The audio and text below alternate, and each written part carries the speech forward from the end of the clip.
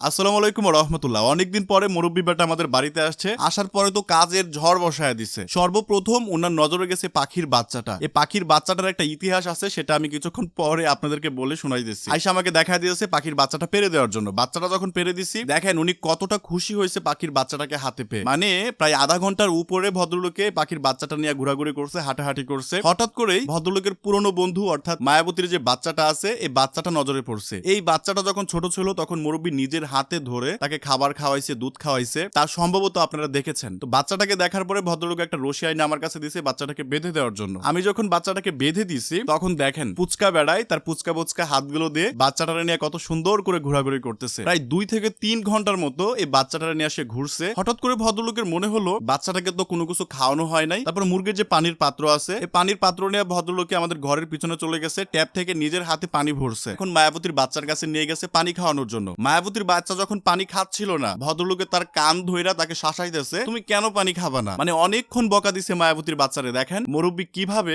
মায়াবতীর বাচ্চারে বকা দিচ্ছে।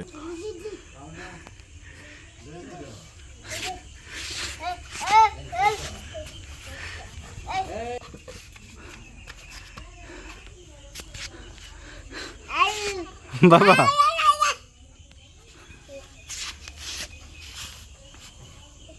বাবা পানি খায় না।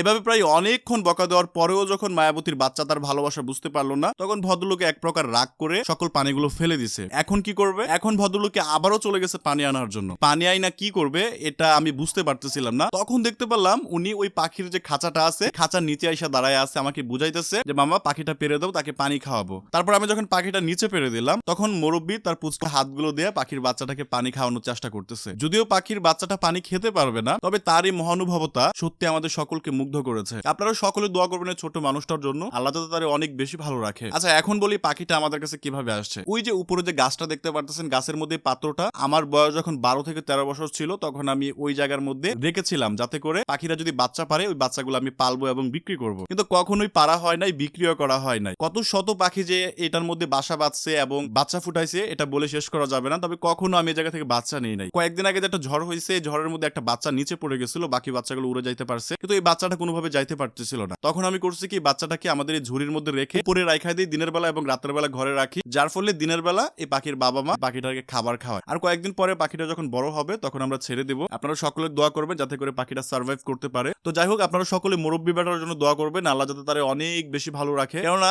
ও যখন অনেক ছোট ছিল নিজের হাতে বড় করছি, যদিও বোনের ছেলে, তারপর নিজের হাতে বড় করছি, কেননা ও অনেক দিন আমাদের বাড়িতে ছিল। ও যখন ছোট ছিল তখন থেকে আমার স্বপ্ন ছিল আমাদের মুরব্বি ছোট থেকেই কৃষিপ্রেমী এবং প্রাণীপ্রেমী হবে, এবং আলহামদুলিল্লাহ আমার সেই স্বপ্ন আস্তে আস্তে বাস্তবায়িত হচ্ছে। আপনারা সকলে এই ছোট মানুষটার জন্য দোয়া করবেন আমার জন্য, এবং এই ছোট পাখিটার জন্য দোয়া করবেন, সে যাতে সুস্থভাবে বড় হতে পারে, তাকে যাতে আমরা সুন্দরভাবে মুক্ত করতে পারি। আবার দেখা হবে নতুন কোনো ভিডিওতে। সে পর্যন্ত ভালো থাকবেন এবং আপনি অবশ্যই জানিয়ে দিন আপনি কোন জেলা থেকে আমাদের মুরব্বির ভিডিও দেখছেন। আল্লাহ হাফেজ।